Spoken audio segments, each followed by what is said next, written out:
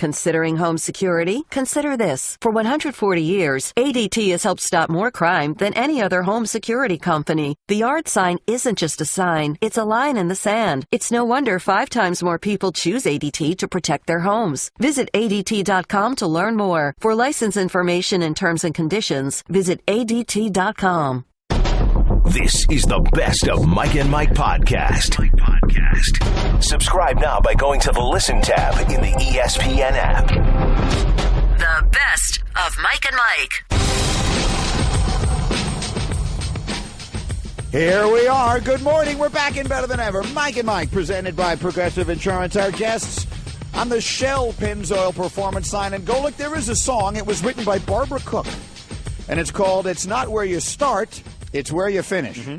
And last night they were singing it in the Bronx. It couldn't have possibly started worse for the hometown Yankees, but all's well that ends well. The Yanks come from behind. They win the wild card, and now, big fella, they play your Indians beginning tomorrow night. Congratulations on the win to get into the real playoffs now, Yankees, before you get ousted by my Indians, which is going to happen. But what a game last night. And it's interesting, that line. Give me that line again. It's not where you start, it's where you finish. See, I didn't know it was her. I thought Notre Dame had started that because in 1977 at the Cotton Bowl, when Notre Dame, my brother's team, his junior year, beat Texas and Earl Campbell and won the national championship. Was that the chicken soup game? No. That was the next year.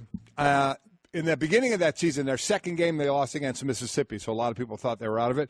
Then they ran the table all the way to beating Texas, and on the chalkboard, there was no whiteboard sign. On the chalkboard, it said, "It's not where you start, it's where you finish." So I guess they stole her line as well. Well, I Googled it because I wanted I knew there had to be some famous quote like that. You would think so. And it turns out it's a famous song from a movie that Shirley MacLaine sang. I don't even know, but it turns out to have been, they performed it at the Kennedy Center and all that. Okay. I figured, okay, it's a legit song. Sure. I'll open the show with it. That's good. There you go. And it obviously tells the story. So 1/3 of an inning into not even a third of an inning into last night's game, it sure looked bad for the Yankees in the Bronx. And you obviously we talk about the team aspect is what we'll do here, but as an individual, 23 years old, Luis Severino, all of a sudden, here you go. Here's your start in the postseason. You're a hard thrower. First pitch, 100 miles an hour. You're like, woo, look at that, smoke right out of the gate. I heard when I was driving to the airport, Timmy Kirchin's line about after the 7th inning, all the pitches over 100 mile an hour out of starters, more than anybody else combined for starters. And, he comes out of the gate. The stat that blew my mind the most, not that he only made it through one out and did he have to shower actually when he hit the showers, after that, but he didn't get one twin to swing and miss. Not one. I mean, you felt bad for him individually, and then if you're a Yankee fan, you're sitting there going, okay, I know we can score runs, but are you kidding? We got one out. We're down 3-0. And there's only one game in this thing. I was reading tweets about Major League Baseball is going to decide in the 6th inning that these series will now be best of 3 with the Yankees with the fear of them losing this. Of course, thing. Yeah. We had a long conversation about that yesterday. Yeah, I heard Booger's a thought about that. But, man, what a horrible start for him. But Yankees come right back, do what they do. The bullpen, this is baseball now, isn't it? We started talking about that last year, and I'm sure we'll talk about it more today. Starters are down as far as innings their pitch. Bullpen is up, and this bullpen was out of their minds last night. Yeah, it used to be, for the longest time it was you hoped your starter would give you 7 or 8 innings. It then worked its way to 6. It's now at 5. Yeah. A third of an inning, I think, is not exactly what they had counted on. And on Minnesota's side, it's not like Santana. I thought he was going to get pulled in the first as well. I was talking with Hembo before the show. We thought one more hit, and he only went 2. It's not like he gave him 5. Kind of what we're looking for now. He only gave the game right back to the Yankees. Exactly right. That's exactly what happened. He sat there forever, and people will talk about how long that inning was with the pitching change in the first inning, and these starters sort of warm themselves up in a routine to be ready to walk to the mound and throw their first pitch at a particular time, and his came far later than that. But there's no excuses. He's a veteran pitcher. Exactly right. His team hands him a 3-0 lead. It could have been more. Look, so many. Well, let's do off the top. There's so many different ways this game gets decided. Off the top. Last night. Let's go off the top. Bunch of other stuff. So in one NBA preseason game last night, you had the debuts on their new teams. How about it? Of Chris Paul and Carmelo Anthony and Paul George. So that was actually a preseason game worth paying a little attention to last night. And the Rockets, listen, they're just a continuation of what they're going to do. They took 55 shots from 3, and they made 24 of them. By the way, the NBA regular season record is 25. The Cavaliers did it against the Hawks in March of this just this past March. Yeah. So this is what you're going to get out of them. These guys are just going to be lofting up those threes again. Another record of threes will go. So pretty wild, though, the debuts of these two teams facing one another. And, this is going to sound like a ridiculous analogy to make, but with regard to the NBA, like I in my lifetime of owning cars, which I'm now, I've owned, I don't even know how many, I'm 50 years old. I've had cars since I was in my early 20s. I like leasing cars for the simple reason that it's fun and exciting to get a new one every now and again. And the NBA has kind of become that. They have. Oklahoma say, oh, look who they are now. Houston, look who they are now. And they are truly leasing these players. They are leasing them. Yeah. Every team in the NBA has that new car smell. Lease it with then the option to buy, huh? And they almost never pick up the option. Off the top. Elsewhere. All right, Danny Trevathan of the Bears. And, Mike, certainly you and I will set aside some time to talk about this at some length today. Booger McFarland, who was in with me yesterday, is best friends with Derek Brooks, as you know, who's the guy who did the hearing yesterday. And Booger said he was predicting that Brooks would knock the suspension down from 2 games to 1, and that's exactly what happened. I thought so as well. I would have rather there had been no suspension. I thought there would be a fine, but if the NFL, again, if they seriously want, and I know Danny Trevathan saying it was my momentum and the receivers level drop. To me, all of that means nothing. It was the fact that he lowered his own head. No matter where he hit Devontae Adams, he lowered his head on this hit, and they want that out of the NFL. So there's going to be some punishment for that. I do understand that if you're truly trying to get that out of the NFL, you'll see more fines at least with that because guys are still dropping their head. But I thought this would get dropped to 1 game as well. Again, I was hoping just to suspend to the 1 game. I certainly understand. I understand what you're saying, and it puts defensive players in a very difficult position. Does. But at the end of the day, with where we are in the NFL right now, if you put your head down and hit a guy directly in the face mask, even if you didn't mean to, with the crown of your helmet, if you're not going to get suspended for that, what are you going to get suspended for? I get it. Again, that was a hit that was commonplace when I was playing. The solution to this is if he just led with his shoulder, and that's what they want to teach now, your shoulder, not dropping your head, but your shoulder, we have no issues. Off the top. The NHL season begins tonight. All these years start earlier than they used to, and I'll tell you what it made me think of, again, as the NHL season now is back, and the hockey fans, I'm sure, are excited, is just the way the political climate in our country has changed. 10 years ago on this show, on this day, the day the hockey season started, we would do a feature called Right Winger or Right Winger. Yes, we would. And we would read the name of some nondescript name, and you would have to guess whether it was an NHL right wing or a Republican member of the House of Representatives. Right. And it was funny, and everybody laughed. Yep. Could you imagine doing that now? No. I mean, it would just be it would be as though we had made some significant political statement, and people would be threatening to boycott the show. Yeah. We'd be on other stations, being talked about on news stations here. But here, listen, you got the Penguins looking to become the first NHL team to go 3 straight Stanley Cups since the Islanders won 4 in a row. From 80 to 83, you got the young star in Connor McDavid, won a bunch of awards, including the big one, the Hart Trophy. He turns 21 in January. Wow. If he wins it again, he'll join Wayne Gretzky as the second player in NHL history to win multiple Hart Trophies before his 22nd birthday. And also, the Vegas Golden Knights start as well. Now, they don't have a home game in Vegas until October 10th, but they get going as well. So, again, I say, in these suites in Vegas, you got to put some blackjack tables. First, or at least slot machines. Yeah. First, time we'll see professional sports in that city. Obviously, in Las Vegas right now, they're dealing with so much other stuff, but hopefully it'll bring, some excitement or happiness or whatever the word I'm looking for is. From the sports side, we'll be interested to see how that goes. Again, a lot of games as opposed to if the Raiders, when they end up there, you're talking about 8 home games, you're talking about 41 here. Off the top. All right, back to baseball. The National League wildcard game is tonight. It will be the Rockies and the Diamondbacks, 2 teams that know each other extraordinarily well as division rivals meet in the wild card game. Yeah, Rockies not scoring a lot of runs. They've averaged just about 3.5 runs per game against the Diamondbacks. They're fewest against any National League team. What they do have, though, is John Gray, who's on the mound. He allowed 3 runs or fewer in each of his last 13 starts.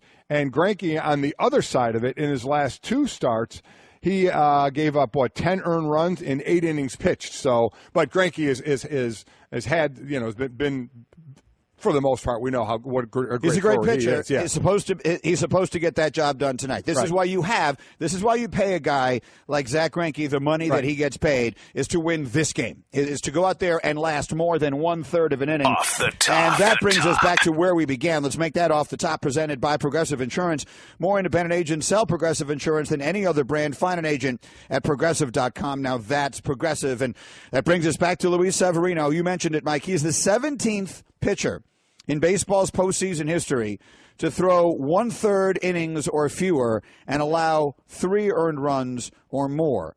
Of the previous 16, only once had the team come from behind to win that game. So if you think about it, in the whole history of the sport, last night you saw something that had only happened once, and it was in 1925. Vic Arledge of the Pirates allowed 4 runs in 1/3 of an inning in Game 7 of the 1925 World Series, but his teammates picked him up and beat the Senators 9-7. That was 1925. It's the last time a starting pitcher in any postseason game gave up 3 earned runs in the first 1/3 of an inning, and his team came back to win. I mean, I thought Aaron Boone said it best on the broadcast. He never looked comfortable. Never looked comfortable out there. Never found his niche in that game at all. Looked horrible. Then it was the offices of Green, Robertson, Canley, and Chapman that came in and just absolutely, it reminded me of one of those attorney commercials. Yeah. These guys come out and talk like tough guys. We're going to take care of this for you. I could just imagine the 4 of them, throwing the ball and catching the ball and saying that, we're going to shut you down. Pretty good, actually. Yeah, 13 strikeouts. I mean, just incredible what they had to do. I heard you guys talking again on my way to the airport about just how long Severino, may go in this one, that he could get the quicker hook. How quick would the hook come, depending on situations? All that thrown out the window. You never saw it in the first inning. I mean, you never saw this possibly going to happen in the first inning. And then your leadoff hitter and Dozier goes yard, and it all just completely fell apart from there. For him, it most certainly did. Yeah. And the Yankees come from behind to pick him up and get the win. And here is last night's game was a perfect microcosm of what the game of baseball is right now. There were 12 runs scored in the game. 9 of them came based on home runs, via the home run. Yep. 250 out of the 343 pitches were thrown by relievers. Someone do the math on that. What percentage is that? I mean, this is obviously disproportionately high because one starter went 1/3 of an inning and the other went 2 innings. So it's not usually going to be quite that high. That's an insanely high. We said now the average is 5 innings now for these starters. This is obviously way less than that. So he's doing I can actually see him typing it up on my screen. So that is 73% of the pitches last night were thrown by relievers. There were 18 hits in the game. There were 18 strikeouts in the game, and it lasted 3 hours and 51 minutes. Most of that the first inning. That's me, exactly. Yeah, the first inning lasted 2 hours and 51 minutes. The rest of the game went by comparatively quickly. And so the Yankees, in the end, come from all the way behind to get the win. And as you were saying, Aaron Boone, who did the game, was talking at great length about the way it all turned in that first inning. Chad Green coming on in the first and putting out the fire with 2 big strikeouts kind of electrified this crowd again and got the crowd into it. And then Brett Gardner's at bat to lead off the first inning to kind of set the tone. And I think right out off the bat, Irvin Santana with the pitching change had a long delay before he threw his first pitch, and from Jump Street, he did not have his slider, and you could tell the Yankees knew it, and they were able to wait him out, put some couple of big swings on it, and take over the game. I mean, it was. So I keep going back to Severino, and you're gonna need him more, obviously, right? As the postseason goes on. Yeah. Yes, of course. If it goes on. He's their on. best pitcher. So we always talk about the mental state of a quarterback, of a starting pitcher, of these guys when they get in bad situations, how they're going to react. Kid's 23 years old. I mean, I guess you have no idea, how you don't have a lot of sampling, for years and years of experience to know how he may handle the situation. But, what the Yankees do have is bats. The top 4 order of Gardner, Judge, Sanchez, and Gregorius, who hit the shot in the first inning. They went, 7 of 15. They scored 8 runs at 6 RBI. So, I mean, they carried this team, and they have the ability to do that with the long ball, as we know. But, man, that was a shaky start for the Yankees. But you're talking about the first inning, you even it up, and then you know what to do is you take that. It's like going down 10-0, 14-0 in a football game. I was trying to make a comparison of score, where you needed a couple of scores to get back into it, but you get it early enough where you're like, oh my God, a couple of series and we're down, and then the game settles in and you tie the score back up. And what you do on the sideline is you take that big sigh of relief. You say, okay, 0-0 game. You try and use that line all the time, even if you're winning big, and I'm talking about football now, you're winning big or you're losing big, you go in the locker room and you're like, okay, it's 0-0. Let's play it that way. But when it truly is back to basically 0-0, man, there's a huge sigh of relief. So first inning, they tie it back up. You're back to square one. And that's why, listen, I'm not going to sit here and crush people because obviously the Yankee pitcher didn't do his job. But Irvin Santana, that's his game. Yes. Okay? Yes, it is. You're playing against a team that has basically no postseason experience. I know they're wearing the interlocking NY of the New York Yankees, but, Babe Ruth isn't standing out there on that field. You're playing a team that has basically no playoff experience. You get staked to a 3-0 lead in the first inning. Your job is to keep that score in that place that makes that stadium tight. Right. Because that your players feed on that. You can feel that energy in a ballpark, especially like that one where in the first inning the place is silent. I heard your son Mike describe it as being like the Family Feud clap, where you give a really terrible answer and your family is like, anyway. Oh, good job. That has a chance to be up there. Name a country in South America. Australia. Oh, good answer. Right, yeah. Good. No, it's a terrible answer. And that's what the building is going to be like. And so when you give that, if that game is 3-0 in the fourth inning, it is a totally different feel. But he gives it back to them immediately, and then it's all she wrote. And the Yankees go to their bullpen, and the next thing you know, you've got enormous amounts of momentum going. Yeah. The Yankees bring in one after another after another reliever who throw 120 miles an hour, and that's the end of the ball game. When Green came in and just shut him down, I mean, just drink. You want to talk about a quick reversal. Then they obviously had to get the runs after that to get it back in, but he comes in and strikes those the last two outs. Robertson throws a career high of pitches and innings in this thing. I mean, you have to do what's not expected of you in certain situations. It just happened to be in the first postseason game this year. Well, look, nobody goes into a game and says, all right, we're going to get 26 outs from our bullpen tonight. So what impact does that have on them going forward? Look, this is the beauty, if you will, of the wild card scenario as it is currently structured, which is winning the division is supposed to be a big advantage. The Indians now have a big advantage against the Yankees. I was about to say they had to burn their ace. It's sort of hard to say that when he threw 1/3 of an inning. Yeah. It'll be interesting to see if and when I went to sleep right as that game ended last night, if and when, how they're going to use him going forward and how short his stint was last night will impact that. I don't know how you feel about putting him back out there, but clearly they're not going anywhere if he doesn't pitch better than that. So you'll go back to him, and we'll see what winds up happening. But in the end, what else do I have here? I have Kirchin on the Yankee bullpen, which, again, last night is clearly the story of the evening. This performance by this bullpen takes me back to what Lance Berkman told me years ago, 3 or 4 years ago. He said, every night somebody comes out of the bullpen throwing 95 miles an hour, and I've never even heard of him. And that's the way the game works today. And, Scott, that's especially how the game works in October. We saw it last year. The Cubs won the World Series in part for the way they used their bullpen. The Indians got to the World Series with the way they used Andrew Miller. And now in the first postseason game of the season, the way the Yankees used their bullpen and the power arms they had out there got them to the next round. Again, 13 strikeouts, tied for the most all-time by a team's bullpen, 9-inning postseason game, 2015 Cubs against the Cardinals, 85 Cardinals against the Royals. So, I mean, just what a great job of coming in and just shutting it down the way they did. So on they go, to the Indians. I have my fun with that. The Indians, they played 7 games. Indians won 5 of them this year. Indians are favored. They're going in like the Cubs were in last year's postseason. That's the Indians this year. So that's the expectation. Kluber not going in game 1 of this series. But, I obviously, who I'm rooting for in this one, the Indians. So we'll see how it goes. It'll be fun to watch. Listen, the Twins had an unbelievable year. Yeah, they did. Give them a lot of credit. Yep. They lost 103 games a year ago. They were under 500 at the beginning of August of this year. They rallied. They made a great run. They had a good chance last night. You score 3 runs in the first inning, and the other team starter is out of the game 1/3 of an inning into it. You're supposed to win that game. You are. And they didn't get it done. And I know you guys were talking about this wild card matchup lineup to not be just one game. I'm not going to lie. Booger's idea grew on me.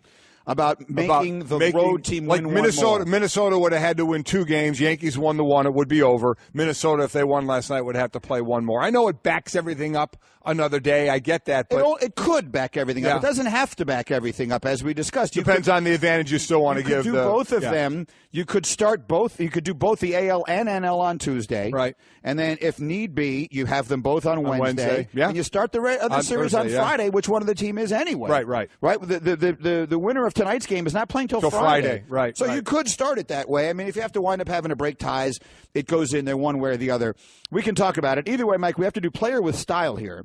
It's brought to you by JCPenney. And, guys, you should get to JCPenney today for Levi's lowest prices of the season, like 505 regular fit and 501 original fit for $36.99 each. That's getting your pennies worth at JCPenney. And for the player with style, I will say there are a lot of people out there who will be wearing those jeans with an Aaron Judge jersey. Mm-hmm. Did you see the numbers that came in? Aaron Judge's jersey was the highest-selling rookie jersey in Major League Baseball history. Really? Sold more jerseys than any other rookie in the history of the game. It was the highest-selling jersey in the sport this year. The order of the top 5 selling jerseys in baseball this year were in the reverse order. Number 5, Bryce Harper. Number 4, Clayton Kershaw. Number 3, Anthony Rizzo. Number 2, Chris Bryant. And number 1, Aaron Judge. Notably, Mike Trout was 8th. Now, he was hurt some of the year, but right, even so. He's been around longer than most of those guys on the list also. Well, not about the same as Harper, I guess, and not as long as Kershaw. Either way, Judge was the number 1 selling jersey in baseball this year and the number 1 selling rookie jersey of all time. And my thought is this. The only way they should sell an Aaron Judge jersey is by the size he wears. So everybody should have to wear that jersey, whatever size it is. No matter who buys it, from a kid even to if an it's adult, a kid, doesn't matter. Then he's got an Aaron Judge jersey. Look at that. It's for real, the real size. Yeah, for the kids, it'll be a nightgown. The best of Mike and Mike. We're back and better than ever. Mike and Mike presented by Progressive Insurance. Our guests on the Shell Pennzoil Performance Line, like Jon Gruden and Kirk Herbstreit, both of whom will join us in this hour, back-to-back, always great fun. It's a particularly big day for us, Mike, because they've awarded the Nobel Prizes in chemistry, which is a day that we always look forward to with great eagerness. We're going to tell you who won, the 3 people who won that and what they won it for, and break it down a little bit for you. I always, you know me, I'm a sponge for learning. Yes. Particularly chemistry. I know Without you have a particular interest in that. I love mixing things, and hopefully they explode. Well, people have always said we have chemistry. And there you go. They could have given us the Nobel Prize. I was just going to say, we're on our way out. What a great way to award us that right now for our chemistry. They gave us that Hall of Fame thing. Could we not get – was it too much to ask for us to get the Nobel Prize for our chemistry? Maybe we came in second. Do they have like a list of finishers and how they finished? We lost in the wild card game, Did we? I think is what pretty much happened. We only got one shot. game, and that was it. We had a 3-0 lead in the first inning, and that was all she wrote. And just very quickly on that, as John is ready to go here, with the Yankees coming from behind, they're down 3-0 first inning, 1/3 of an inning, Severino's out, places, everyone is worried, and they come back and win the game and all that. And then we started talking about the wild card loser. And LD tweets at me, Greeny, the play-in game is like the participation trophy. Stand by. No, it's not. The play-in game has served its purpose in baseball. Had it not been for the second wild card, there would have been nothing to pay attention to in the entire last month of the season in the American League, because the Yankees were so far ahead of all the other wild card contenders, that would have been it. And the race between the Yankees and the Red Sox in the American League East would have been basically meaningless. The advantage of being the division winner versus the wild card was almost nothing back before they added this. So it did serve its purpose. It is a regular season award is the wrong word. Yeah. It is a rule that was designed to make the regular season more meaningful, and you know me, I'm always in favor of that. I agree. I absolutely think it made the regular season more meaningful. I agree with that, and so now are we satisfied with one game playing? That's the next thing. Right now, I have no problem where we are because it's better to me than what it was. You can always keep improving, but I think they improved on making the regular season more actively enjoyable to watch. Okay, so we will get back to all the baseball coming up in just a few minutes, but every week at this time it's our pleasure to bring in Jon Gruden, and we always play him a little classic rock. Yes. And we know what his general favorites are, but there was only one artist that even received consideration on this day. There's a Tom Petty channel on Sirius XM I listened to all day yesterday. I know you guys played a lot of that yesterday, yeah. and I was reading about that. Just horrible, horrible. Feel so awful for obviously Tom Petty's family and such, but boy, lost a great one. Jon Gruden, a little Tom Petty for you this morning. How are you today? Yeah, good morning, guys. That's a great call. He's one of Florida's finest, and we're going to miss him. We're playing Tom Petty round the clock here at the FFCA also. Good morning, guys. Good morning. Yeah, I loved him. Yeah, we played Mike. We'll talk about him later. We talked about that a lot yesterday when you weren't here. And, John, of course, we talked a lot about your game Monday night with Kansas City and Washington. And let's start with the Chiefs. They're the last unbeaten standing in the NFL right now, and their quarterback, who – it almost feels as though when they write up the term game manager, which has turned into like a nasty thing to say about a quarterback, they put up a picture of Alex Smith. But you watch some of the plays he made to win that game, particularly that scramble right and that throw that he makes at the end to set up the winning field goal, and you find yourself saying, like, this year is he playing as more than that? As you watched him Monday and you've watched the tape of his early part of the season, what are you seeing in Alex Smith? He's pretty much the same Alex Smith, I think, that you see every week. He did make some impact plays scrambling. There's no doubt about that. But if you check his history, he's run for a lot of yards in this league, created a lot of offense on his own. I think the thing you have to remember with him is he went to the 49ers when the 49ers were really bad. He hung in there with 7 straight different offensive coordinators, and he had that team on the brink of going to the Super Bowl. He had a lot to do with the team that went to the Super Bowl. I think they were 6-2-1.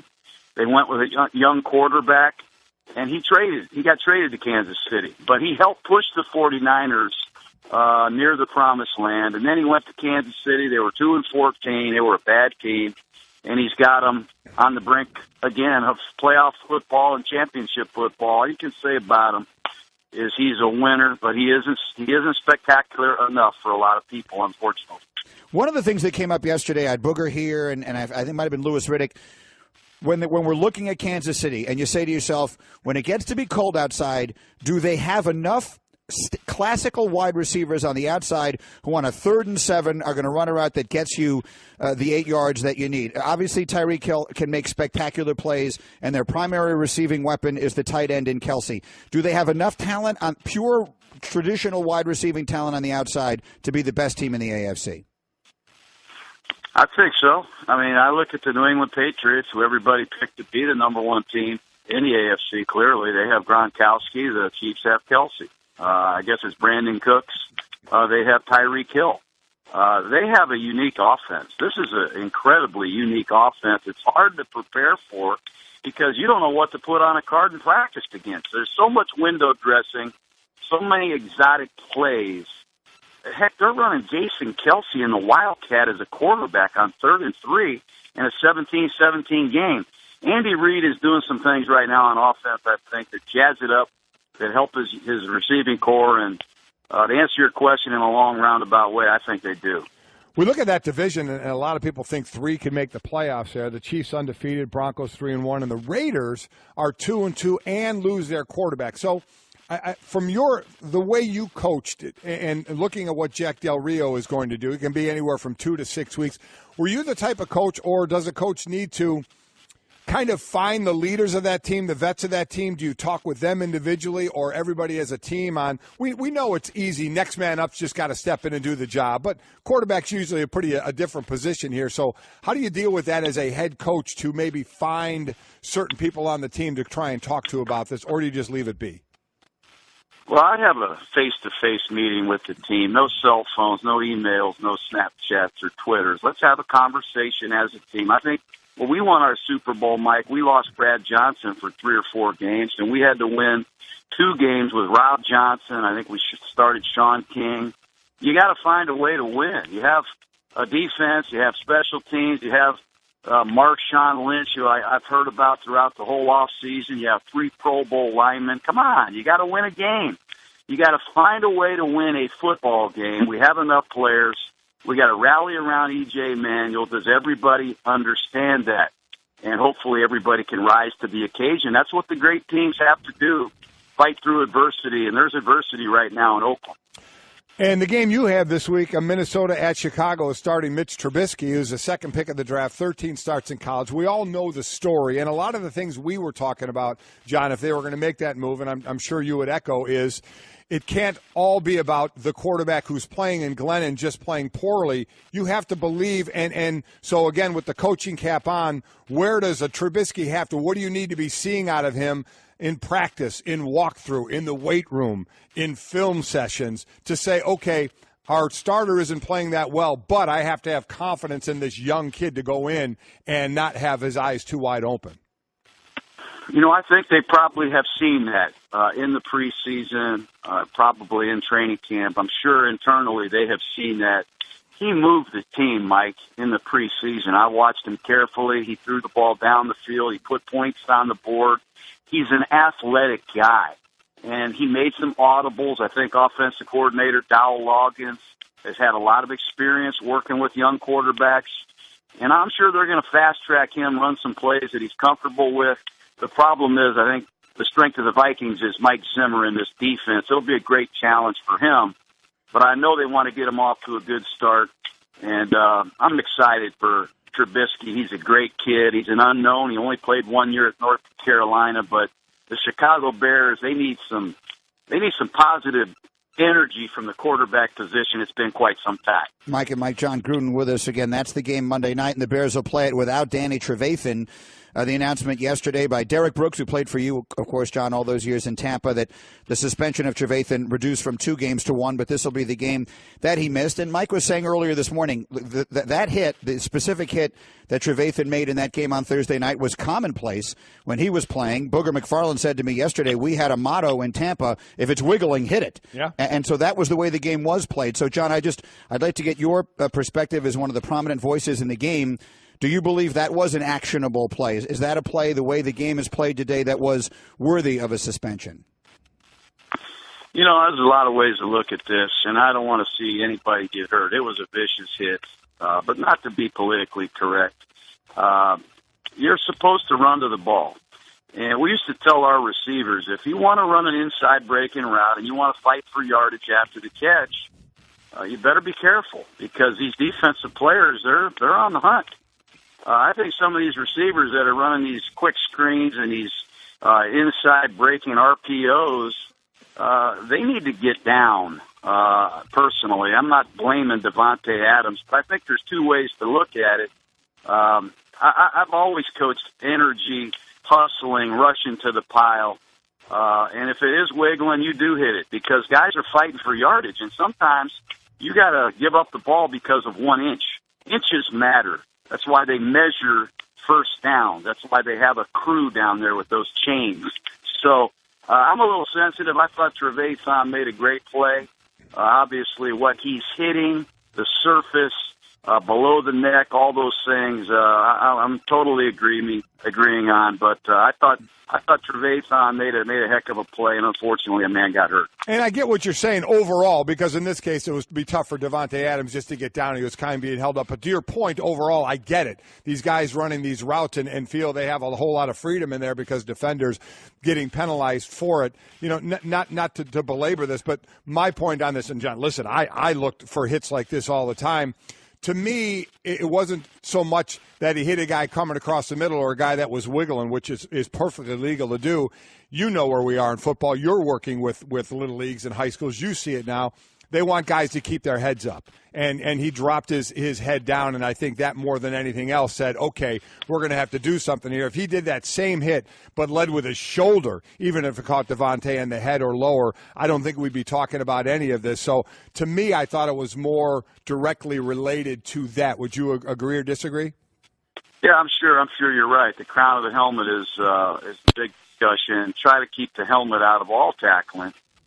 And you've heard the Pete Carroll, the Seahawks, who brought rugby tackling into their training camp, and it's been effective for them in terms of safety and reducing penalties and all those things. I agree with 100%. Keep the crown, keep the helmet out of tackling, certainly as much as possible. And another issue that I wonder from a head coaching standpoint how you deal with the Chargers now. Out, I'm playing in the stadium they're playing in, and more visiting fans instead of for the home team there. If you're a head coach for them or out there in a situation like that, and Anthony Lynn running that show now, do you talk about, is it the old us against the world mentality? How do you deal with that in this type of a situation where they're in transit? That's a tough explanation, really. I think they knew what they were getting into when the season started. I always tried to have a contingency plan. I used to talk to the players a little bit about it. When things go wrong, let's not come unglued. Let's not go into this season with the intention that everything's going to be roses. I don't think they probably expected to be 0-4, but they knew they were going to play in a high school stadium. They knew they were going to have to move from San Diego to L.A. It was going to be inconvenient, probably strange and uncomfortable. But the bottom line is the only way they fix things is to win a football game. And their kicker has missed game-ending field goals twice. They're a good enough team with a good enough quarterback to get a win. That's the only thing we can focus on. We knew this was going to be uncomfortable to start with. It's Jon Gruden again. A very interesting game coming up this Monday night. The Vikings and the Bears, and the debut of what the Bears hope will be their quarterback of the future in Mitch Trubisky. Jon, thank you so much. We'll see you in Chicago. Thanks, Jon. Okay, guys. Hey, have a good one. It's Jon Gruden with us on the Shell Pennzoil Performance Line. Get instant gold status at Shell. Join the Fuel Rewards program now at fuelrewards.com/gold. And just to circle it back to where the conversation began, you weren't here, Mike, yesterday to talk about Tom Petty. But I played his music all morning long, and again, there is a Tom Petty channel on Sirius XM that I listen to all day, and great stuff. They had Cameron Crowe was on there, who of course long before he was making movies was a music writer for Rolling Stone, and he was talking about unbelievable stories about Tom Petty in the '80s. It was great to listen. to. That's our wheelhouse. Tom Petty, that distinctive voice. Are you kidding me? And you read about others. I'm reading about other artists like John Mayer, who reasons why they wanted to cover his songs and such. And the guy was gold, absolute gold. It was stunning. It was my wife who told me when this all was going on. I thought, 66 years old.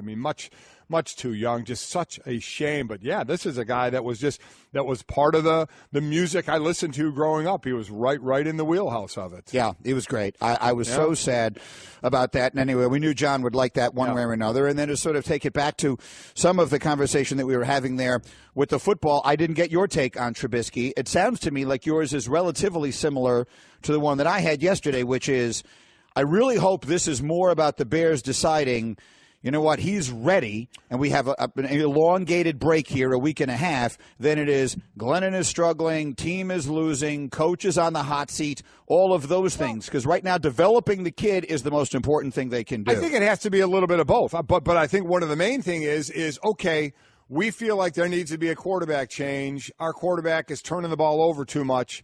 Is the guy we want to put in ready? And by ready, we don't know if he's game ready. Is he done enough in practice, as I said, in walkthrough, in film sessions, to feel comfortable in what we saw in preseason? Because preseason, what he sees is going to be way different than the preseason.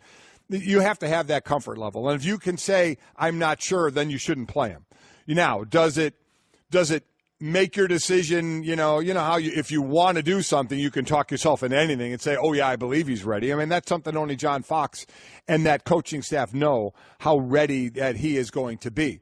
But it has to be partly that, because I agree with Herm, especially when you're talking about turnovers. A rookie can turn the ball over, so let him get in there and let him start playing. So I don't have a problem with this move at all. You had 10 days, so you had the little extra time to kind of breathe about the whole situation and then get into it and take over in the huddle. The guys who know more than anything else are going to be like that offensive line and that offense. They're either saying, okay, we see some things in this guy, or amongst themselves in their own individual meeting rooms are going to go, man, we're screwed. Either way, it's still a rookie quarterback. So even though we're talking up Deshaun Watson's going to make mistakes. And Mitch Trubisky is going to make mistakes. But you have a guy, and I agree with Jon Gruden, you play to his strengths, you give him comfortable plays. Like, remember, we first saw Deshaun Watson, his first preseason play was a rollout. Yeah. A couple options, quick options, run it, throw it, get rid of it, whatever, but make it a little easier on him. But you're playing in the regular season as well.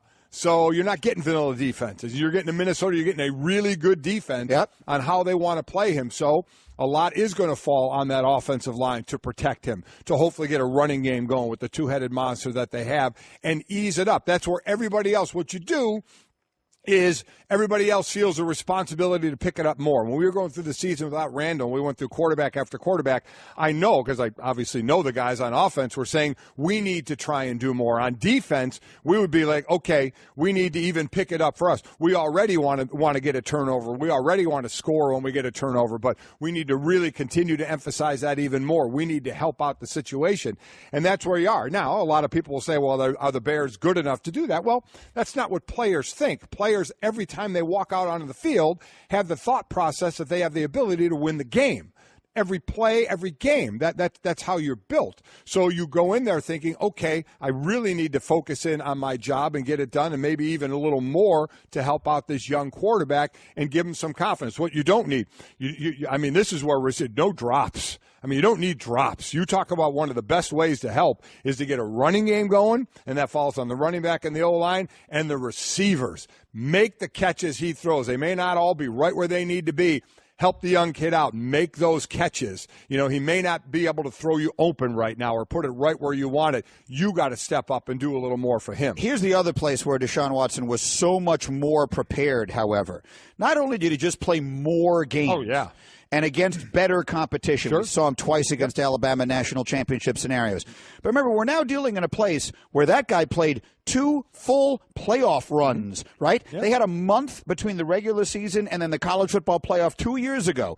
Clemson beat Oklahoma and killed them, right? So he dealt with all of the media, all of the build-up to that, dealing with the hype of it, and then playing Alabama and playing a huge game and losing a heartbreaker, and then coming back another season. Went through a down start of last year, remember? All the quotes, he's not having fun and all that kind of stuff, and put it together again, had a huge second half, obliterated Ohio State, and then beats Alabama. So this guy was so prepared. Mitchell Trubisky played 1 year at North Carolina. Yeah. So to just say, well, you know, Watson's doing it, so let's put him out there. No. It can't that's be a terrible reason to be doing this. And I don't believe it is. I mean, I'm going to give John Fox and the staff a little more credit than that and say, you know what, man, this guy's going to be a deer in headlights. Let's put him out there anyway and see what he does. I mean, there's no way they're doing that. Now, is there a way, as I said, if you really want something to happen, you can talk yourself into it a little more and think someone's more ready than they are? That's certainly a possibility. But as Jon Gruden said, he liked what he saw in the post or in the preseason with him and what he was doing. And, you know, we're not at practice. We don't know the development that's going on in practice. But, you know, they're just turning the ball over too much. So I don't have a problem with this move. Trubisky can run out of trouble. He's a better athlete. He can move and maybe make some plays on the fly along with mistakes. I have no problem with this move happening right now. Okay, keep your eyes closed. Okay. I want to show you my first ever painting. Ooh, all right. Okay. Open your eyes. Oh, that's a lot of colors and shapes. So be honest. What do you think? Well, I like how if you switch to Geico, you could save hundreds of dollars on car insurance. Oh, yeah, that's true. Yeah. Here, why don't I hold your paintbrush while you call them?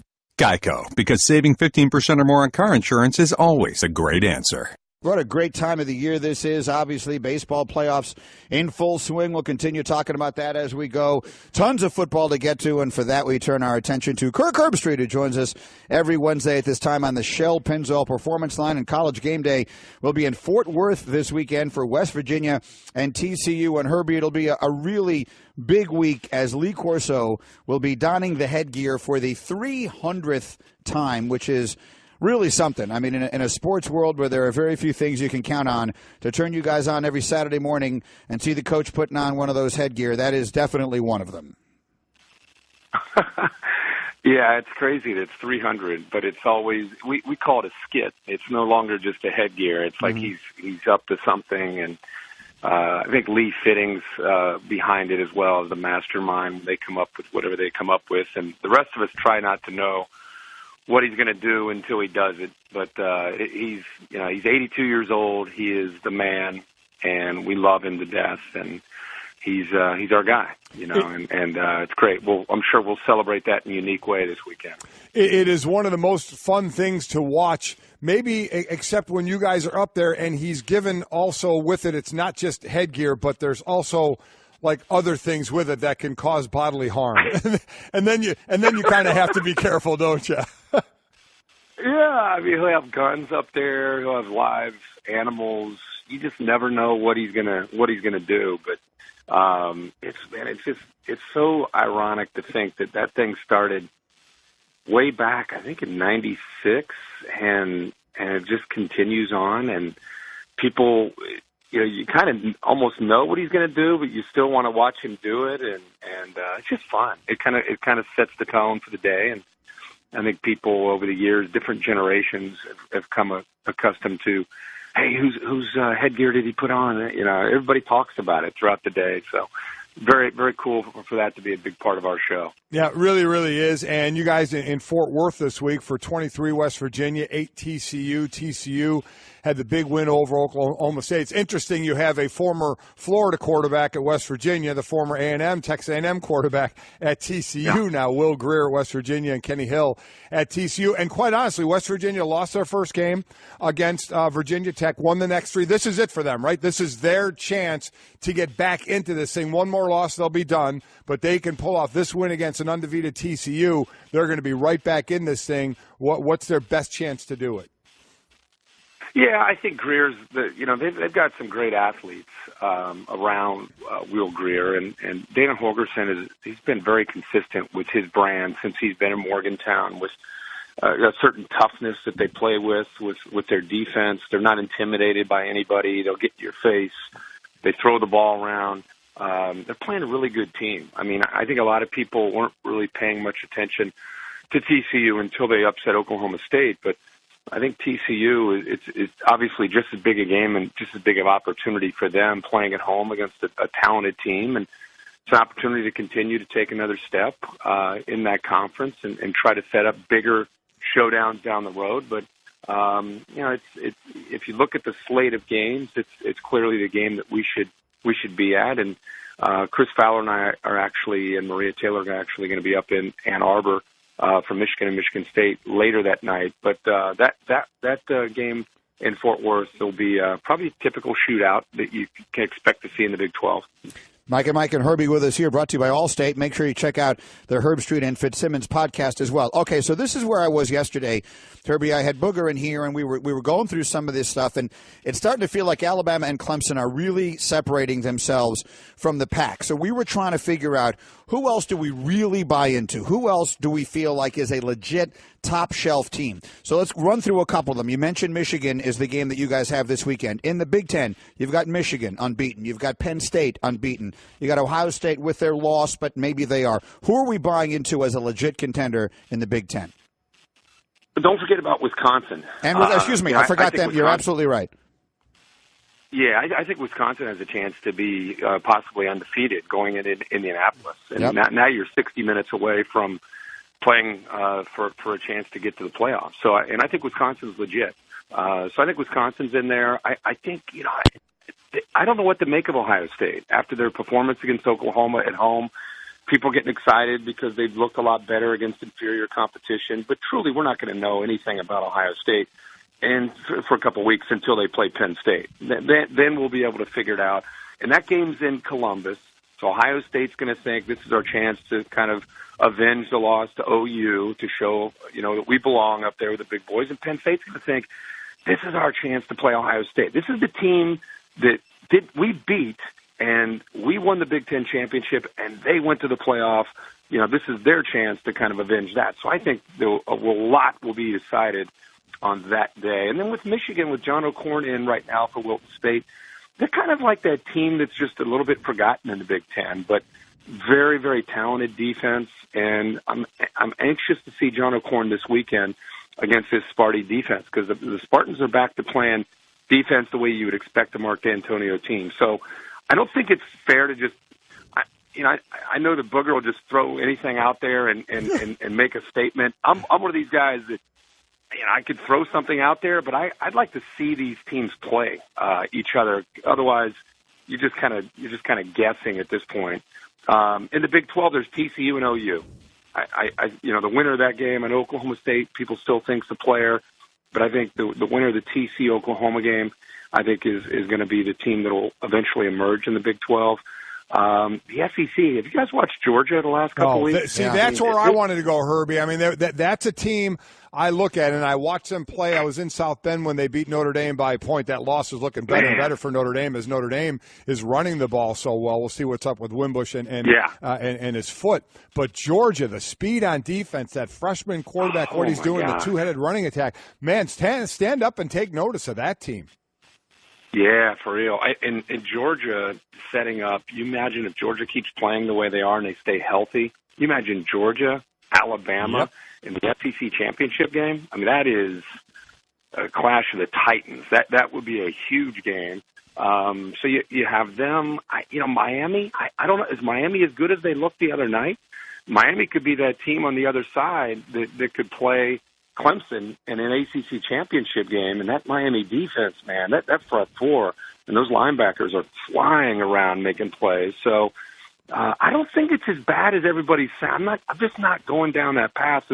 There's just Alabama and Clemson, and there's everybody else. I don't think we're there yet. I know they've looked great, but I think there's 6 or 7 or 8 other teams that are kind of positioning themselves to still be in this discussion of being worthy of being in the Final Four and maybe winning the national title. I'm saying right now, I think Georgia and Alabama are going to meet in the title game, SEC title game, undefeated, and the question will be, will the loser still get into the top four? They both go. Obviously, a lot of it depends on some of the other teams as well. Can we just close the loop because we didn't go out west? How about out west? Who are we buying into in a big way out west? Because there's been a lot. Obviously, USC with the big loss this weekend. Washington State. Who are we buying into in a big way out west, Herbie? I'm buying into Washington. I need to see more of Washington State just because their history is get up and pull off in a big upset and then the next week lose. So I need to see if they have staying power. And not to mention, they're away from Pullman now for quite a few games. So I think Washington with Chris Peterson, that's a program you just know there's stability there. They run the football. The quarterback makes good decisions. Their defense is very physical. They've replaced a lot of guys in that secondary. And that was the one thing I wanted to see is could they run the ball with the offensive line and could they play defense the way they were a year ago? And so far the answer has been yes. So I think you have to give Washington an edge over everybody else out in the Pac-12 right now. Once again, College Game Day this weekend in Fort Worth for West Virginia, TCU, and then Herbie and company will be doing real quick. Yeah. The dilemma, which you love, if you like this kind of stuff, is who's going to be left out. Because if Washington were to continue to win and be out there and they win the Pac-12 championship game, and the Big 12 all of a sudden, they've got some teams with Oklahoma and TCU and Oklahoma State, and we know about the SEC, we know about the Big 10, we know about Clemson and maybe a Miami. Who will be that team that potentially in that conference that could be left out? This could be the first time where, I guess maybe 2 or 3 years ago when TCU and Baylor were in discussion in the first year of the playoff in 2014 and Ohio State ended up going over both of them. That was somewhat of a controversy. But this could be a big year where you have all 5 conferences, Power 5, deserving of their champion being in, and then who will eventually be left out. That's for you, Greeny. Celebrate the baseball and enjoy that part of it. It's not just me. That's called talk show heaven. Yes, it is. That's called the talk show host's dream scenario. And so, look, man, as we have more time, we'll get into that because you're right. Sure. If you wind up with these teams, they've got, I guess that first year, you're right. TCU and Baylor had a really legit gripe. Mm-hmm. I think a lot of people had a problem with Penn State getting left out last year. Oh, yeah. It'll be fun to talk about. Because they won it. We'll have plenty of this as we go. Herbie, thank you. We'll talk to you next week. Have a great week, guys. Mike and Mike presented by Progressive Insurance, Kirk Herbstreit and Company with another big week. So here's the irony of one of the things he said, that the game they're going to be at doing game day, West Virginia TCU is on FS1. So as he said, he's going to do the Michigan State game. Yeah. Somebody sent me a link yesterday. It was the entire game on YouTube. And it's amazing. He just said Michigan State. October 1999, I called the Michigan State game. Somebody sent me the entire game. Do you know who the coach was at Michigan State? Was it Nick Saban? Nick Saban. You know who the quarterback was at Michigan?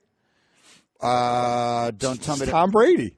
Oh, Brady. It was Brady. I called that game. That was I don't know why the guy sent it to me, and I just started watching it. It's a pretty good thing to have gotten. Wow, that's a pretty. And then he just mentioned. So it just how good was Brady? Oh, Brady was. I mean, it's interesting. what I put up, I had keys for both quarterbacks, and what I put up for him was accuracy. All the things you see now that's made him the greatest quarterback of all time as his strength. I had him up there, and the weakness I had mobility. So you were right. Yeah. You were right all the way around. Yeah, it wasn't like rocket science. It wasn't tough to figure out watching. That is, it's easy to. Some people forget sometimes that Saban was at Michigan State. Oh yeah, everyone remembers LSU. I had no idea, but our Chip Tarkington was our sideline guy, and they threw it down to him, and he's interviewing. And I'm like, oh my God, Nick Saban. The best of Mike and Mike. David Ross has been in the studio here listening to the last 10 or 15 minutes. So, Mike, I think he has an idea of what's to come. Yeah, he does. Let's just get rid of the elephant in the room, shall we? Yeah.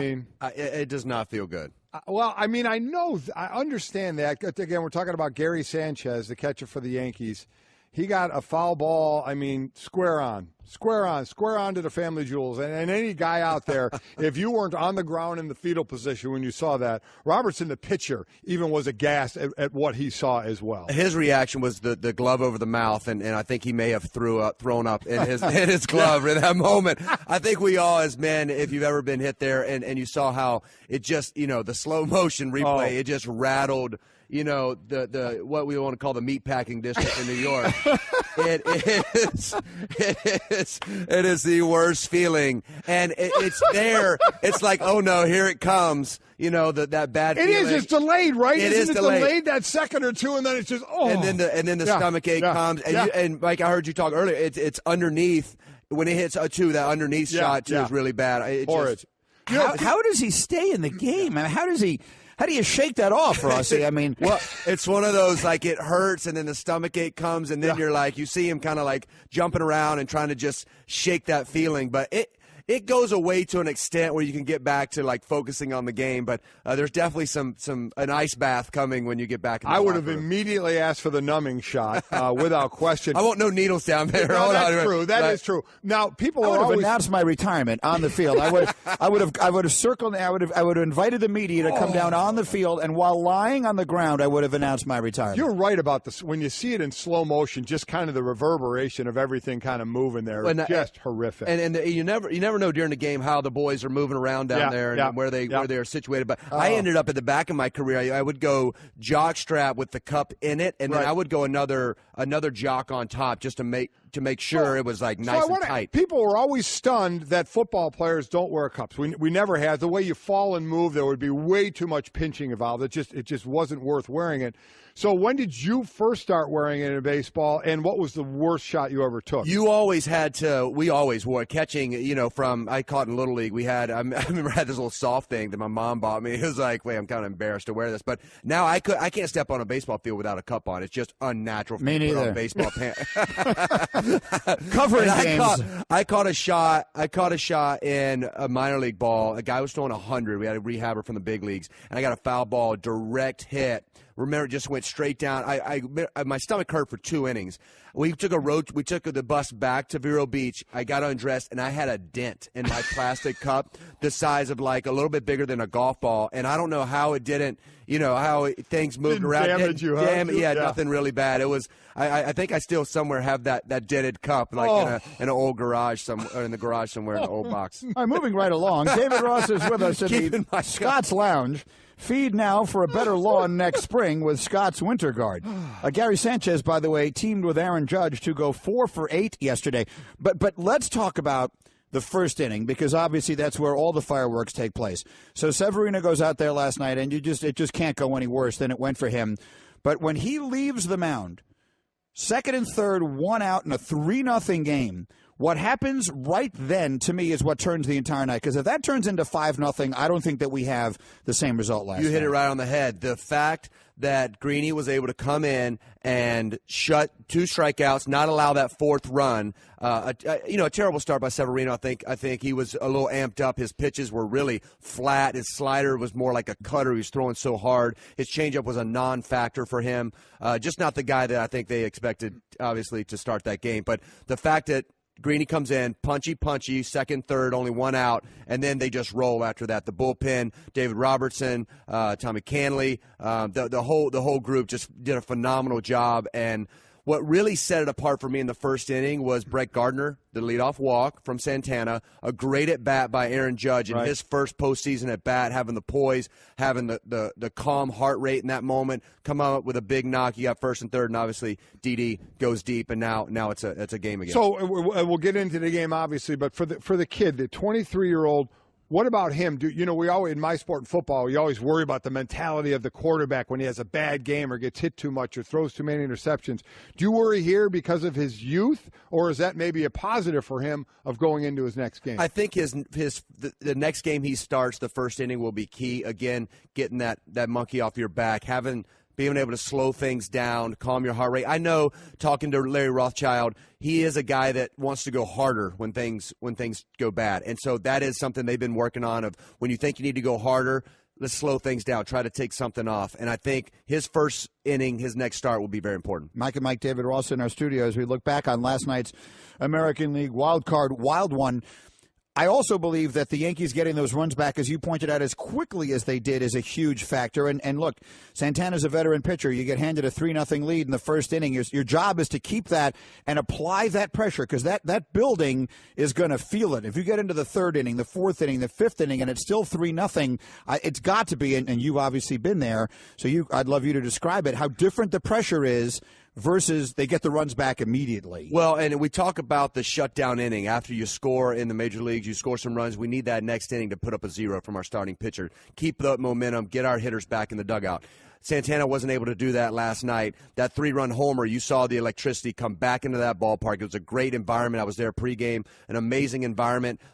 And I was there for that first inning. The energy had been taken out of that ballpark. Everybody was like, you got to be kidding me. We've been looking forward to this back in New York, the playoffs. We love this team. That home run from Didi sent electricity back through. And I thought at that moment, game was over. Yankees going to win. Overall, you were in this game a long, long time. I'm sure through what we're seeing as, especially this year, as a home run or a strikeout. But also, we saw it certainly last year. We've seen it where if starters go 5 innings, you're happy. And it's now, let's get the bullpen. Bullpen by committee, or that one guy, that setup guy that is fantastic. So what do you think of that change? It's where we are. It doesn't seem like it's going away soon. What do you think about it for the game of baseball? I'm more of, I like the starters to go out. They don't establish anything anymore. There's nobody going out establishing their fastball. How are they going to pitch in and out? That's why I love Justin Verlander being with the Houston Astros. He's going out there. His mentality is still 9. He's old school. The young guys coming to the game right now, and they're going sliders in the first inning. I mean, they're not establishing anything. They're pitching straight to scouting reports with all the numbers. And I get some of that. Like, I get, working on the hitter's weakness and trying to exploit those things to your strength. But I think the ability to go deeper into games is lacking in our game, and almost kind of coddling the young guys and not having them go out and go deep into games. And, that 100 pitch mark is kind of even coming down to 85, 90 now. And I don't love it, but the fact it is tough from a hitter's perspective to face a different pitcher every inning, and when that bullpen does come in, and the way everybody down there throws 95 to 98 plus now, it's ridiculous. Do you think young pitchers now, and the way the game is played, they're just asked, hey, get me 5? Yeah. So you don't think their mentality is, I want to go longer? You think it is now the shorter? I think they've created, with all the numbers, and especially the new thinking is the third time through the lineup, the averages go up for the hitters, and blah, blah, blah. I think that it's because they're no longer establishing how they're going to pitch, and they're using their whole repertoire in the first inning. Whereas for me, it was like, I don't want to show a guy my second and third pitch until maybe his second at bat or his third at bat. I'm going to go out and see if I can pitch with my fastball. Guy with a 2-seamer working down, trying to get early contact. Now it's about the strikeout. We're trying to strike everybody out. Strikeouts are up in the hitters and the pitchers, and we're not going out and we're just pitching the scouting report rather than the catcher feeling out, okay, this guy's got a long swing. This is how he matches up. I can pound this guy in, get him to chase up with the fastball. I've always been a big proponent of pitching with the fastball. I think that's the best way to get out of big situations later in the game. It's really interesting insight here. Mike and David Ross. And to your point, there were 18 hits in the game last night, and there were 18 strikeouts. 18 strikeouts in the game last night. So now the Yankees go on, and for those who didn't watch a lot of Yankee baseball this year, this is who they are. They've got a great bullpen, and they hit home runs. So last night they were able to hit home runs. runs. Traditionally in the postseason, those numbers go way down. So the home run numbers, I should say, go way down because of the step up in the quality of pitching. So projected forward for us. The American League now has the Yankees, the Indians, the Red Sox, and the Astros. In your mind, who's the favorite in the AL? I mean, the Indians are the team to beat for me. The thing about the Yankees is the only team that I think in a 5-game series can beat the Indians. I think they're just so solid. It's hard for me to picture a team beating the Indians 4 times. But that being said, the bullpens match up. The starting pitchers can be similar. I like Cleveland's starting pitching a little bit better. That's why I give them the edge. But the Yankees in New York, the confidence, the young guys that have no fear. I love the youth in the game right now. There's no sense of history, or they're just going out and playing their game. And if Aaron Judge continues to swing the bat the way he's swinging, he's a huge presence. That lineup is very, very deep. Didi Gregorius doesn't get a lot of love.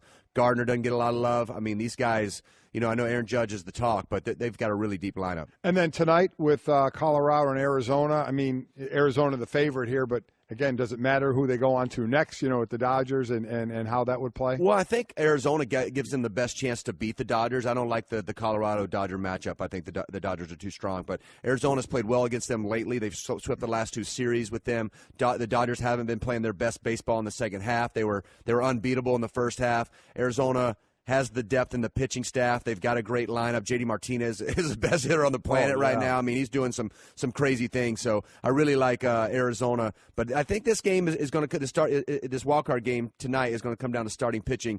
Jon Gray, if he comes out and he's pitched really well lately, he's been throwing well, yeah. And he's got the velo. Velo plays in the postseason a little more. Zach Greinke's going to play with the numbers, and he's now lost some velo, and he's going to exploit their weakness and pitch. He's got four pitches he can throw at any time. But Jon Gray, velo plays for me in the postseason, and he's got that. We're back, and we're more bended over than ever. Mike and Mike still feeling the pain just watching that on our screen, and still marveling at how many angles of it we have. We have a lot in slow-mo as well. It's like the Zapruder film. We're sitting here watching what happened to Gary Sanchez last night, taking one of the family jewels. Took a foul ball right there, and we've got every angle. We got slow motion.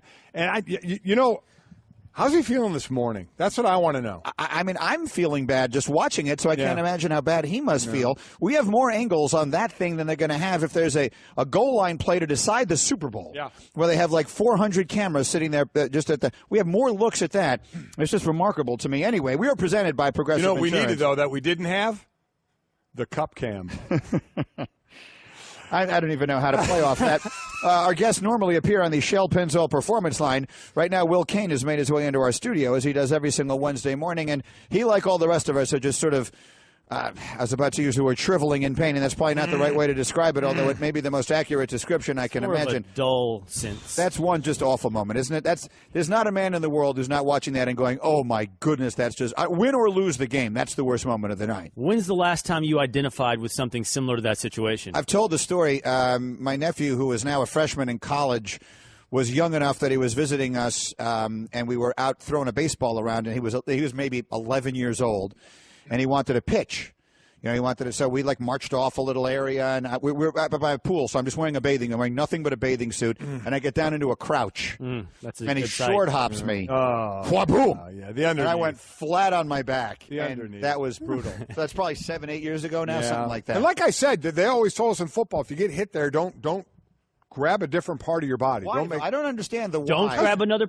No, grab another. If you're on TV, don't make it. You don't want to be rolling around, holding your junk. You know what I mean? Yeah. And they said grab your shoulder. Really? But try and do that. You just got pulverized. You're feeling that, and they say grab another part of your body. I mean, that's difficult to do. Of all the things the NFL focuses on, they gave you guys instructions on how to look appropriate when hit in the nuts. It's not like in the NFL manual, it's not like that. It's like kind of the wisdom that's passed down from generation to generation. I was actually first told this in college, when I was at Notre Dame, quite honestly, and I was told that after I saw a guy get kicked there and run off the field with both hands, holding himself, running off the field on national TV. Really quickly, as the father of 2 young boys, I can tell you that this has happened within the last 2 weeks. To you? Oh, yeah. I mean, when you have, waist-high individuals inside your house, not only that, like the 6-year-old thought it was funny last week. Yeah, see, that's He took a shot because he just thought it would be a good time. It wasn't for anyone. No, that's a time when, a grounding is certainly. Oh, a kid in my house wouldn't see his phone again until next year. He wouldn't be driving until 20. All right. The talk show host clock in my head has gone off and said, move to a different topic. Let's get to some Straight Talk with Will Cain. Brought to you by Straight Talk Wireless, best phones, best networks, no contracts. And, Will, one of the things we were just saying is that of the many things that you would describe, I guess, as your mission statement when you host a show like this, which would primarily include, trying to create interesting thought-provoking conversation, a diverse opinion and humor. One that we probably do less often than the others is actually teach you something about sports.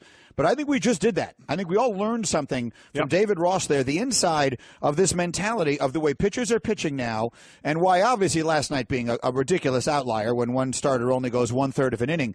But that by and large, the way they are going out there, the mentality they're taking out to the mound, the game plan they're taking out to the mound dictates there's no pretense here that we're going to try and go more than twice through the order.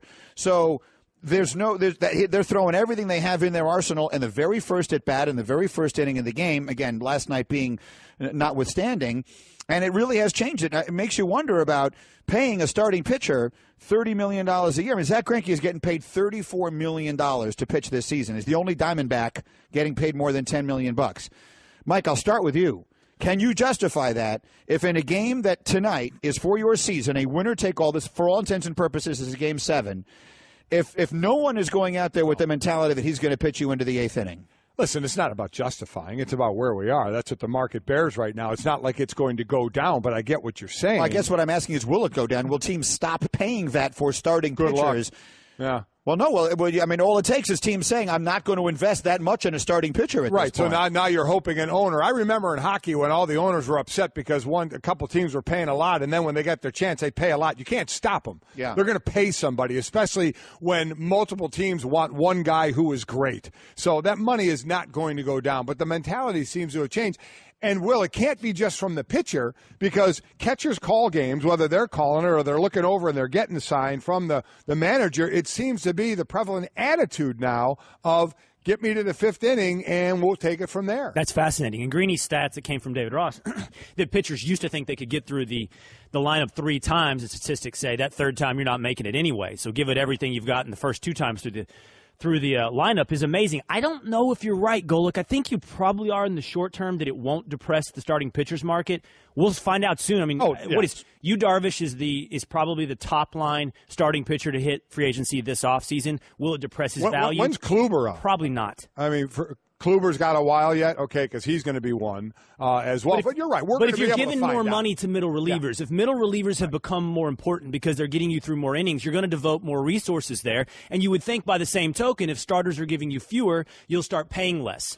That might be a model for the future. I remember sitting years ago, I had the opportunity to sit next to Theo Epstein at a ball game. I have some friends, and we went to say hello to him, and he wound up inviting us to sit during a Cubs game back when they were terrible. When the Cubs were in that building process. And it was just an afternoon game at Wrigley Field. And he was telling me one of his concerns about the sport then, this has got to be 5 years ago, was every team is now building up their bullpens. Yeah. They've done it. They won a World Series doing it. He did it because this is how you win in the sport now. But if every team has 5 guys in the bullpen that can throw 100, you are going to get exactly what you have in baseball right now, which is everybody either hitting home runs or striking out. You have no balls in play. You're not going to have anywhere near the volume of offense late in games that you used to have. And it makes the whole thing just a little bit less exciting if fans want to see more offense and certainly more diverse and varied offense. And that's exactly where we are in the game of baseball right now. But the game last night didn't play out in the way you would expect if a pitcher was giving his best stuff right off the bat. Right. Well, then every now and again, there wasn't any best stuff. Yeah. Every once in a while, you got a 23-year-old kid who had never made a postseason start at any level of baseball in his life, and he went out there last night and just didn't have it at all. He didn't, but, man, and you brought it up, and you can almost point to, okay, he's a 23-year-old kid who's been throwing great. Don't get me wrong, but Santana's a vet. Santana only went 2 innings. Santana had a 3-0 lead. So if that game is still 3-0 in the 4th inning, the energy in that place is so totally different. The fact that it got back to 3-3 that. But how surprised were you? The Yankees never had to play that game from behind. It's easy for me to come back the next morning and say this with no proof whatsoever. However, as I guess a tortured, somewhat Texas Rangers fan, when the Twins went up 3-0, and I thought, watch the bottom of the first. Watch the Yankees swing back hard the other way. I was a little surprised it happened right away. I wouldn't have been surprised if it happened over the course of the game. And to Greeny's point, if it's all of a sudden it's a third, fourth inning and it's still 3-0 or 3-1. Now you're squeezing the sawdust out of that bat. I think it changes the whole. All these young Yankees who've never been there before, especially for a veteran pitcher like that he gave it all back in that inning. A little Twitter reaction. Rob tweets, "You pay the money for the starters in the regular season. In the postseason, the bullpens are more important." Tracy tweets, "They do exit." And this is it's Tracy, and she's a woman. Her photo is a woman. And I just find it interesting. "They do exit velocity on home runs. Can we get an exit velocity on that foul tip to the Jewels?" That's from Tracy. And that's fair. Exit velocity is exactly the word we'd use. And then Dennis tweets, "I just saw the Sanchez video. It actually brought a tear to my eye." How could it not? I think that's exactly right. All right, let's go here with Will Cain. A bunch of other things to get to. Earlier this morning, we have a variety of topics on the table for you. Mm-hmm. Kirk Herbstreit brought up with us, as we work our way through this college football season, that we might be headed towards real total chaos when we start getting to deciding on 4 teams to play for college football's championship. And Mike brought up the possibility of an unbeaten Alabama and unbeaten Georgia in the SEC championship game. What argument will the loser of that game have to get in? And I know you have a pretty strong feeling on one direction this thing may go. Well, I think the loser of the SEC will have no chance of getting in. Let's just play this out, and it's awful early to start making these hypothetical scenarios. But Herbstreit brought it up with you earlier, and I've been saying this for a couple weeks. If you assume that Alabama and Clemson take 2 of the 4 spots in a college football playoff, that leaves 2 more spots for 3 Power 5 conferences, Big 12, Big 10, Pac-12. And as you look at it, I think when Oklahoma beat Ohio State earlier this season and beat them convincingly, what they did is lift the perception of the Big 12 itself up high enough that the Pac-12 gets boxed out. If you assume they all have the same record, either undefeated or 1 loss, I don't see how you push out a Big 10, Penn State, or Michigan team from the playoff. And with Oklahoma being Ohio State, there's no way you push out Oklahoma either. That left, I think, USC out in the cold. And with USC losing, I don't see how Washington wins any debate. The real debate to have, I guess, would be this. What if Oklahoma loses and it's Washington versus TCU, if that's the debate? And I think the only thing you have to ask yourself at that point is, how much did Oklahoma lift the perception of the Big 12? How much do you value what's going on in the Big 12 versus the Pac-12? And I'm telling you, I still think the Pac-12 is left out in the cold. You may be right, but can I throw one dispute into the hypothetical that you have given us? Okay. If Alabama, which has been number 1 in the country all year long, goes into the SEC championship game unbeaten and loses a close game to Georgia, and there aren't other unbeatens, if we are in a 1-loss situation with these other conference champs that you're talking about, do you not believe, Mike Golic, that Alabama gets in? Oh, I think they absolutely get in. I think there'll be a real chance they get in. Listen, I think where Georgia is going to be ranked by the time we get there, because I think they're both going to be undefeated going into the SEC game. So Georgia's going to be ranked up there, and I think even if they lost a close game, it would be a little tougher for them. If Alabama lost a close one, I think they'd be in. If Georgia lost a close one, it still has to go to what's going on in the other conferences That's really as well. Good, I think for the Pac-10 or the Pac-12, listen, if USC ran the table, USC was going to be in this thing because everybody loved USC the way they finished last year. Nobody wanted to play USC. Sam Darnold is going to be a Jet, the first pick. If they played up to that and ran the table this year, there's no doubt in my mind they would have been in this thing, but they don't look like they looked last year. So I agree with you about the Pac-12 being iffy, and now that the Big 12 brought in a Big 12 championship game to get that extra game now to be seen, I think that could definitely help them. That's a really good hypothetical, Greeny, and what I would tell you is I think Alabama would get left out. I do not think you can leave a Big 12, assumingly either undefeated or 1 loss, Oklahoma that beat Ohio State out of the playoff. I just don't think you can. If Oklahoma loses, that changes everything. Maybe a non-conference champion Alabama could push out TCU. Maybe. TCU and Washington, for that matter. Because I think the Big Ten's getting in as well. Oklahoma and Big Ten are getting in. Well, that's assuming that these teams wind up getting there with 0 losses. Right. Yeah, and we're supposing a lot of stuff, but that it never happens, right? So we've had this college football playoff 3 years, and each of the 3 years we've had a total of 1 undefeated in each of them. Exactly. So these we can start projecting all we want. That's not going to happen. Yeah. What's not going to happen here is you're going to wind up with 4 unbeaten teams at the end of it all. That's not going to happen. Somewhere along the line, these teams just lose. It always happens. And I think the big takeaway is how valuable that Oklahoma win over Ohio State was. Well, just like it helped Ohio State late last year. Yeah, it lifted the entire perception of the Big 12. Yes, it did. That win, to the contrary of the argument. So let me bounce this off you, Cain. So I said when we were having this discussion before the season began, we had Herbie and Desmond Howard in here, and we were just sort of kicking around. This was before the year began, and we were kicking around the scheduling question. And I said, if I'm a big-time coach at one of these big-time programs in one of the power conferences, I'm scheduling doormats in my preseason because my best bet, the best way, the only sure way of getting in to play for the Final Four is by not losing a game. And once you've lost a game, you leave yourself much less margin for error. I understand it got Ohio State in last year, but bear in mind, they didn't lose. They could only afford to lose one game. Once if they lost another game, they would have been completely dead in that scenario. If you lose that game, you cannot afford. The other thing we've never had is we've never had a 2-loss team in this playoff. So once you lose one game, that's it. You have reached your quota of losses. So I would not be scheduling them, and I'd be taking my chances. If you were a coach, which would you do? In a Power 5 conference. Yeah. You're saying there's never been an undefeated Power 5 conference champion left out, so you might as well schedule cupcakes because that's your clearest path into the playoffs. Exactly. Once you lose one game, it never has been, you're and in it the never will debate be. scenario. There will never be an undefeated conference champion from one of the big conferences left out unless we have 5 of them. Right. I think you're right. I mean, that's the only true path. Once you receive that one loss, you're now in perception and debate stage, where you will need that good non-conference win. So is there no one – I mean, is this fair to the Pac-12? I saw an interview Chris Peterson gave, the coach of Washington, in which he was talking about the starting times of their games and how they start them so late because of television scheduling. Their games start so late that it hurts their perception, that so many of the people who watch this stuff don't see them play. It should be zero excuse because we don't pick the Final Four. It's just the people in the room. 13 people or 12 people that pick the final score. They can't use it as that's late. I kind of fell asleep and I haven't watched the tape yet. I mean, there's zero excuse for them to say they should be watching those teams just as much as any other team. So to me, no, that cannot be an excuse. If you look at their schedule the rest of the way, Washington, which is, they're an unbeaten team and they're one of the teams that right now figure to be in the conversation. The starting times of only 3 of their remaining games are already set. The others are all to be determined. And those starting times are 10:45 p.m. Eastern, 10:45 p.m. Eastern, and 10:30 p.m. Eastern. Now, this is where they play. They don't play Eastern. So I understand they play when they play. In the old days, Mike, to your point, that probably hurt them more. It made a difference. Oh, it definitely hurt them more when you were going on vote. But now there's no way it can hurt perception by the general public.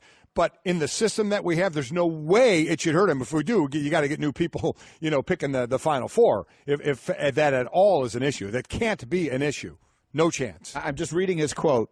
I just want to say something to our fans. We apologize for these late games.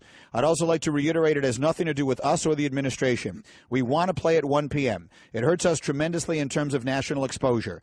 No one wants to watch our game on the East Coast that late, and we all know it. We haven't had a kickoff before 5 p.m. this season, and so it's painful for our team, it's painful for our administration, and we know certainly the most important part is for our fans. It can be difficult, again, for individuals. Luke Falk, the quarterback for Washington State, 16 touchdowns, 2 interceptions. Bryce Love, the running back for Stanford, who has more yards at this point than Christian McCaffrey did, but nobody knows about it because of him playing at the late time. Individuals, I can see them not getting the love, and again, perception by the public of those teams, but it doesn't matter in today's game the way they decide it. As far as team voting, as far as voting, right. Those 12, 13, are we down to 12 now? Did they lose the one? So it's just 12? I don't even know. But those people, there's, again, zero excuse for them to not have watched just as much Washington State, USC as Alabama, Clemson, Ohio State, whoever. I'm Mike and Mike, presented by Progressive Insurance.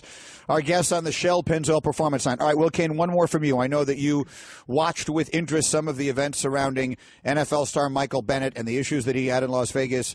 I guess now a month ago or several months ago was when the incident took place, and then the video that was released last week by the Las Vegas Police Department. And in the interim, of course, we had this horrible tragedy that took place in Las Vegas, and because of that, Mike and I did not mention this at all earlier in the week because it just didn't feel like the time. But now that a few days have passed, I know you had some thoughts on that you wanted to share. I think that's a completely understandable call. It's one that Ryan Russillo and I made earlier this week, talking about this on Monday, even talking about somewhat after that is difficult in the wake of what happened in Las Vegas this past weekend. But I think responsibility compels us to revisit this story.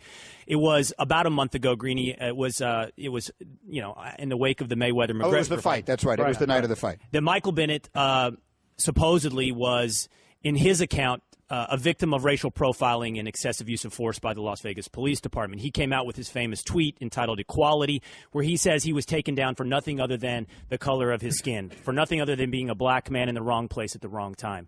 The Las Vegas police have now done their investigation. They released their videos on Friday. They released an edited form of 190 videos that showed something that does not mesh with what Michael Bennett claims to have experienced. He said two things, I think they're the most operative claims he made.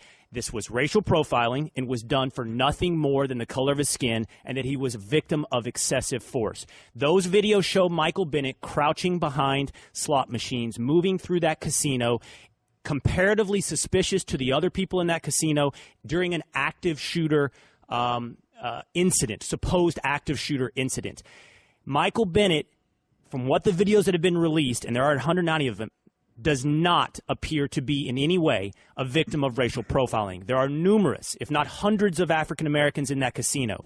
He was one of them. That does not make him any different than anyone else in that scenario. What did was his behavior. Now, there is a time period missing. It's sure the period, is. Well, it's the period of which he was supposedly taken down by the police officers. In that video, I will say this. There better be a lot to show in there to show excessive force and racial profiling. I don't know how it would support the claim of racial profiling. That one, to me, seems completely and utterly debunked. I mean, listen, that's fine, but you can't go with the other statement of excessive force because you don't know. No, we don't know. I mean, that's that exactly video right. came out and everybody lost their mind, and I think anytime you can take a shot at an NFL player now, people are going to do it. Let's be honest. With what's going on in the NFL, people are really down on NFL players. So I think, Michael, show me the video where there was no excessive force. The Las Vegas police had all this video except of when he was taken down on the ground when he said the excessive force took place. Now, if you want to say he didn't was lying about the racial profiling, I can understand what you're saying there, or embellishing or lying, however far you want to go. That's fine. But you can't say for a fact sitting here that he was lying about excessive force because we don't know. All that video we saw, none of it was when he was taken down. I would say two things. Number one, you're right, Golic. And when this incident happened, I came out and said, we do not have the facts to build this entire narrative, that this is the illustration of everything Colin Kaepernick has talked about, that this is symbolic of the racial tension in this country between law enforcement and African Americans. I said, you do not have the facts. You cannot build debate shows, conversations, and symbols and illustrations of all of our problems on one incident. Right. And it was inappropriate by the media then, and I think it's inappropriate that it's so rarely being revisited now. Our job is singular. It is to tell the truth. It is not to build narratives. It's not to build conversations that we think are important. It is to tell the truth. And I think in this incident, we have not sufficiently pursued that fact. Regarding specifically the excessive force video, Golic, you're right. There is a hole in the video. All I would say is we should have the same skepticism towards Michael Bennett's claim that we should have had originally, because I'll tell you this, he suffered no injuries, and that was an extremely cordial interaction after the fact where he was detained for 7 minutes between him and police. Right. There better be a lot on that video to support the claims he made. He's the one making the claim. Yes, he is. He's You're the right. one making it. You're and right. So there's also, by the way, a trend not just to attack NFL players, but to attack law enforcement. And I'm going to say this, no matter what your claim or your attack, you better be ready to support it. No, I'm with you there. And the support about racial profiling from the video, I can absolutely understand what you're saying. And I think there may be people that say, well, if we feel he lied about that, then maybe we feel he's lying about what happened when he was cuffed and taken down as well. If people want to have that opinion, I understand that. My point is just what you said. Now we have video. Now we can start watching it and say, okay, well, if he said that, well, maybe that didn't really happen here.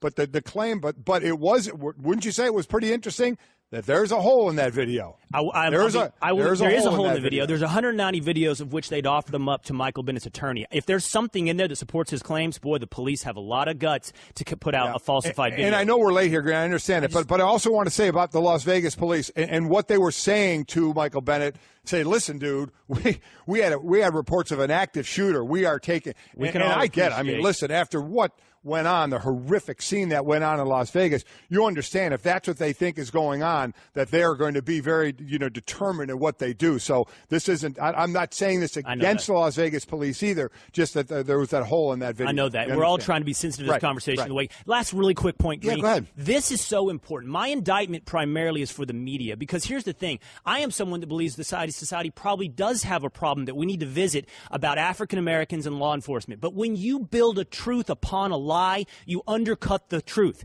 You cannot have a conversation about something that possibly did not happen. So the point is, if this is not true, what Michael Bennett claimed, it will undercut the entire issue, including those who are seeking change. You're right about that. The questions I would have really are mostly of a legal nature. And again, you are a lawyer by trade, or formerly were a lawyer. And so some of the questions I would have would be, if this was in a courtroom, and it is not in a courtroom, but the fact that those minutes of tape are missing, that they released all of this tape, and call it coincidentally or conveniently, or whatever word you might attach to it if you wanted to sway the narrative, you would say, well, why are those minutes missing? Why are you not showing us this part that feels like the most important part? The two most important parts, as you point out, are A, why did they go after him in the first place? Right. And you've already described that. The second is what happened when he's actually on the ground, and that part is, I'm going to put air quotes, conveniently missing. As a lawyer, wouldn't that be, if you were on the other side of this, wouldn't you be saying, hey, why are you showing us all this video and not showing us what should be the most important part? Yes, I believe his claim of excessive use of force would be, it's important what happened in those minutes, and yes, I think we should see it. I think, and also, by the way, if there's 193 videos, I'd be surprised if it wasn't captured. The best of Mike and Mike. Meanwhile, news you didn't even know you needed or even want. Well, if I was you, I'd do something about it. These are Mike and Mike's Nerd Notes. Well, I got Nerd Notes for you on the National League wildcard game tonight. It's Colorado at Arizona. Nerd alert! Diamondbacks were 52-29 at home this year. Second best record in the bigs. Colorado, meanwhile, was one game over 500 on the road, just the second time in their franchise history. They had a winning record away from Coors Field, but still advantage, of course, to the Diamondbacks, who will send Zach Greinke to the mound this year. He was 13-1 at home, second most home wins in Diamondbacks history. Only Randy Johnson with 14 ever had more. Rockies pitcher Jon Gray had the third highest average fastball velocity among starting pitchers during the regular season. So here we go again with all that heat. Arizona led baseball in home runs and extra base hits against pitchers thrown 95 miles an hour or faster. That's a nice matchup right So there. it's strength against strength. What does everybody think? Arizona's favored in the game. They're minus 160 at Westgate. 538.com gives the Diamondbacks a 59% chance to win. And for those of you who know our show well, you know that Golic makes his sort of a second home in Arizona, and you guys love it there so much. I know it's eventually where you guys would like to live many, many years down the road. So have you adopted them at all as your second team? I mean, are you rooting for them in the National League based on that? I kind of am. It'll be my second team behind Cleveland until I move to Arizona. Then I'll continue to split between the two of them. I would hope the Indians and the Diamondbacks meet in the World Series. And if you want to, but you would root for the Indians. I'd root for the Indians. Yes, I would. If they were to match up there. Okay, so we'll see what happens. Again, we had I thought last night's game was really interesting.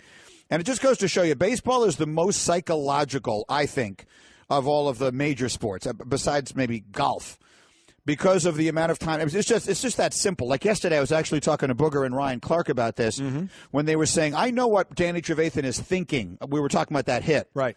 And I said, correct me if I'm wrong, but I feel like he's not thinking at all. Like, you don't have time to think. The reason you guys practice so much. No, he's on a seek and destroy. Exactly right. You're just reacting and you're instinctually. But in golf and in baseball, there is all this time to think. So to me, the biggest factor in the game last night is not only the fact that the Yankees get out of that inning, second and third, one out, only down 3-0, but just as big as that is they didn't have to live an actual hour last night losing by 3 runs. They got those runs back, it felt like a minute.